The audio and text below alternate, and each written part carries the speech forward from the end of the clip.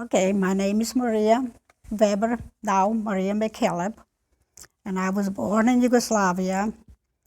And when I was but 7 years old, the war came along, and then we got put in concentration camp. And we lived in the concentration camp for 3 years. And a lot of people died, all the grandparents and grandfathers, everybody was just, my brother died, my aunt and uncle died, just most of the family passed away. And then we was released to where we had work. Like half day I went to school, half day I had work. And I remember as a child, I was sensitive to the heat, and I passed out all the time. And we had to do a lot of heavy work and for the government at that time. And my mom, she was resigned to the what they milk cows, so that's what she was doing. But we had all work for the, and then finally we got housing. And there was 1 bedroom and a little bitty kitchen. And we lived there for about 3 years. And it was hard for our kids because there was nothing there. But half a day we went to school and half a day we had to work. And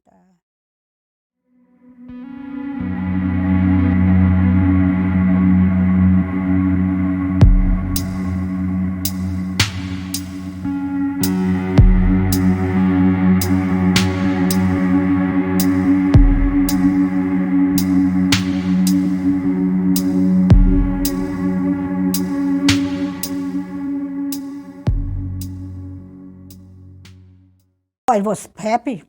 We had a big farmhouse and we had grapes. We had, I remember, a big nut tree, the walnut in the back, or clover glow. That's were Easter eggs we hunt right there. There was always Easter egg.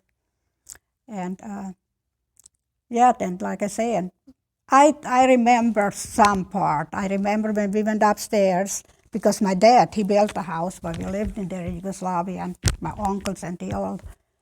And at that time, you didn't see too many two-story home, but we had a 2-story home because there was 5 kids of us. And I remember when we went up the steps, there was a wall, like the steps was against the wall. And but others, from the house I can remember too, because like I say, I was only 6 years old when they took us out.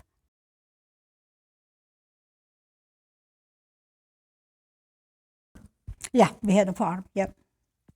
Most everybody over there had a farm or fishing because the Danube was right there.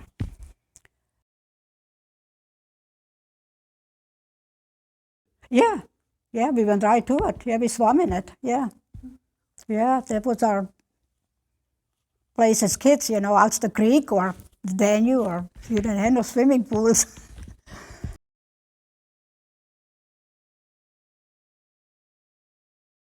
No, nope. My uncle did, and my some of my cousins did, but they went most of the cemetery. But they say all the stones was knocked over and everything. You couldn't even find the grandparents' grave and everything.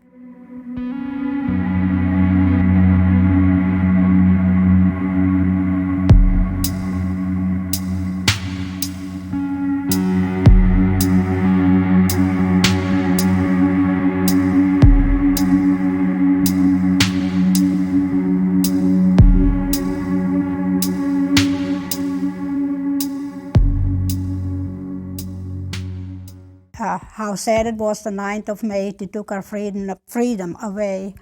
We lay here with straw means straw. And so they made a folk song out of it. Yeah. But it was May 9th. And I know there was a wedding, I think. And in town at that time, everybody was like a big family. So they all went to the wedding. And my mom, she had the buggy and the horses, and the baby was all on there. And when we got to our house, we couldn't go in. And because we was Catholic, but my brother, the one who died in the concentration camp, he snuck in, and I still got the picture with the Virgin Mary, and he put it on the shirt, and we got that sense. That's the only thing, but we got from our home.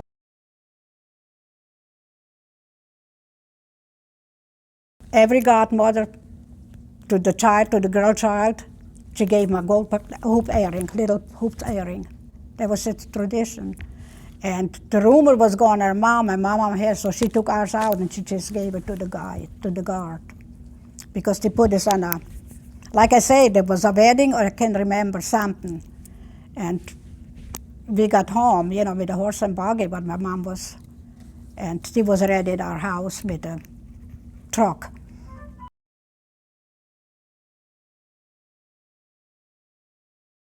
Oh no, we didn't know what my dad was. Because we don't know that he was in the German army or the Yugoslav, because we didn't know. Well, we found out later.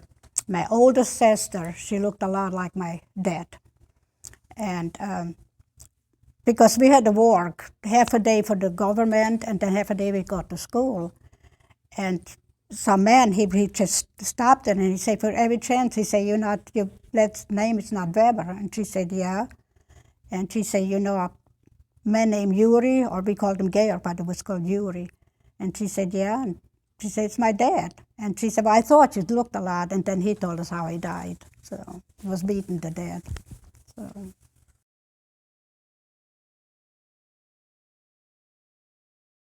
There were 5 of us. There was 4 girls and 1, my brother. And well, there was 6 of us, but my oldest brother, he couldn't tolerate the food in concentration camp, and he died from starvation, really. And I was the middle one. I had 2 older and 2 younger, and I was in the center. And I was the one who died in concentration camp. He was a year of me. We was all 2 years apart, all of us.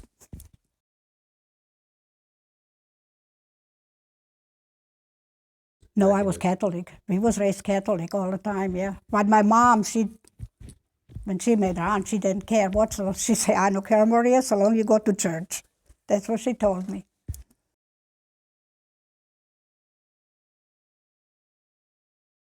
Our church was the most beautiful thing. It was a Catholic church, and the ceiling was a light blue with gold stars. And I don't know why I remember that. And when my aunt came, and I asked her, I said, you know, maybe it's just my imagination, but I just thought it was heaven. And she said, no, Maria, she said, we always have to tell you, look down. She said, no, it was a light blue with gold stars. And she said, no, you're right. And the church is still there.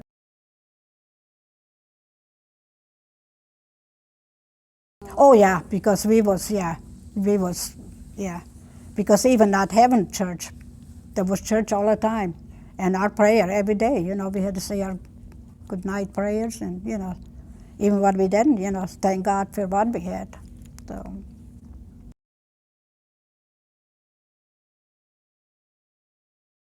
We walked for 3 days, day and night. 3 days. And you kind of lost time because the day and the night, and then to find it, what the little place they put us in, then there was another concentration camp, you know, another camp. And then finally they gave us housing. So we had 1 bedroom and a little kitchenette. There were 5 of us.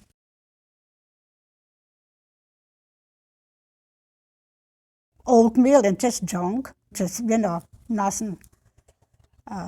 Well, I never was skinny.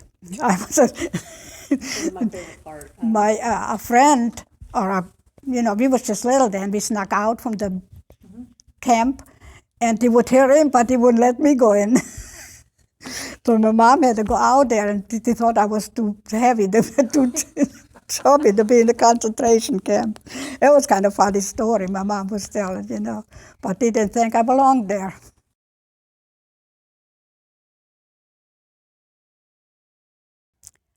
But my mom, she took us out one time to try to go back to our town where we was born in, but they caught us and put us in prison or whatever they done. But then they let us out and put us back in the concentration camp. But then finally, because everybody went, most people went over the border to Austria or Hungary or something. My mom had 5 kids. She didn't. She wouldn't take the chance to get lost nighttime because he had to do it night times. And then finally in '53, they granted her a visa to go back to Germany. And so we went to Germany, and when we to another camp, but they gave the names through. And my mom's youngest brother, he heard the name. So he came on a motorcycle to the camp. He was there. And we thought he was there too. So he came and met us, and then he found us housing and everything. And that's how we went to Germany and stayed there.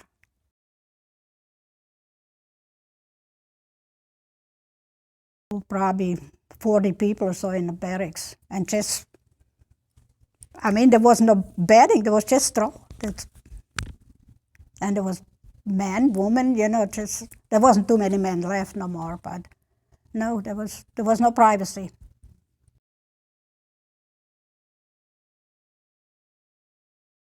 Outside, yeah. There was, no.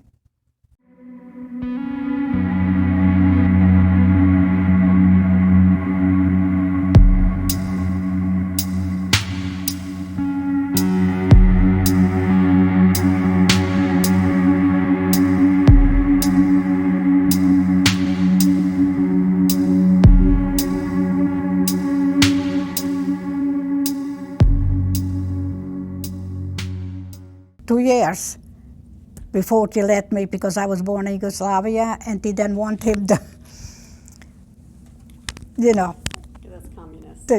because the secret he was under, And so finally but then too with my visa I had a lot because I was born in a communist country, so, and still, we lived a sheltered life, we didn't have nothing but, so I had to get a visa to come over. And there was a German lawyer, and then there was an American lawyer, from the Air Force. And they asked me questions I never heard of. And when I get embarrassed, my face gets just, I just could feel my, and he was laughing so hard. And then I got more embarrassed. But yes, all the diseases and stuff, never heard of. So, because when we was little, there was nothing. Like now, there was nothing talked about, nothing. So then finally, like I say, it took 2 years because I was born in a communist country. So every time around, I say, you know what? You had 2 years to change your mind.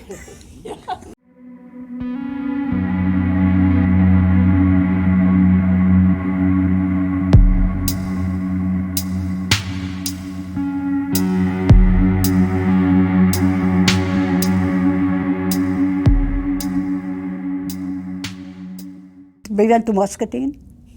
We went, Ram was, well, he's supposed to pick me up. He was discharged, New York, so he's supposed to pick me up. And I was standing there and he wasn't there. In New York. and because I came on Pan Am, and by the stewardess, it was all, no, I came on Lufthansa, that's, yeah. And then actually the stewardess was German, so they all stayed with me, the two girls, and they say, well, if he doesn't or nothing, he said, you just gone home with us, and then we put you on the plane so you can go to Chicago, because my aunt and uncle was in Chicago. And so we was just ready. I go home with the stewardesses, and then they came and got me to get the flight to, and still not on. And I was just scared. Tony, she was, what, about 9 months old, something like that, my little girl. And so I went on the plane to Chicago. And my aunt and uncle, they was there, and then Ron's sister was there, Marlee. And she said, she told her husband, she said, I think that's Maria. She said, I got the picture with, but there was a soldier behind me. So he said, Glenn said, no, he's with her, So my aunt and uncle was there. So I went home with them in Chicago there. And then 1 o'clock, there comes Ron. They had to get up again and go. And I don't want to, I was really disappointed because in Germany, everything's so nice, and all the wood houses, everything is out of, the brick, and then the cinder blocks, and then it's plastered over that. So, and my mom, when she come the first time, she was scared stiff. She said, what are you doing the fire? Because there was all wood. So that was quite a change. Well, thank you, no thank you, and no, not much. Because that's why I say I had, for the visa, when I had a lawyer speaking German, and and like I say, they asked me question I never heard of, and the lady from the lawyer from the United Air Force, she just started laughing, and then I got more embarrassed, and my face got redder.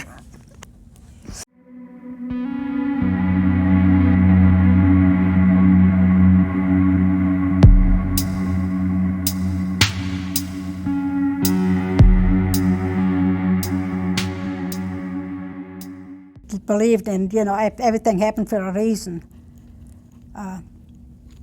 It's just, like some people say, just bitter, and I say, no. I say, something's supposed to happen, it happened. And I say, war hits a lot of innocent people.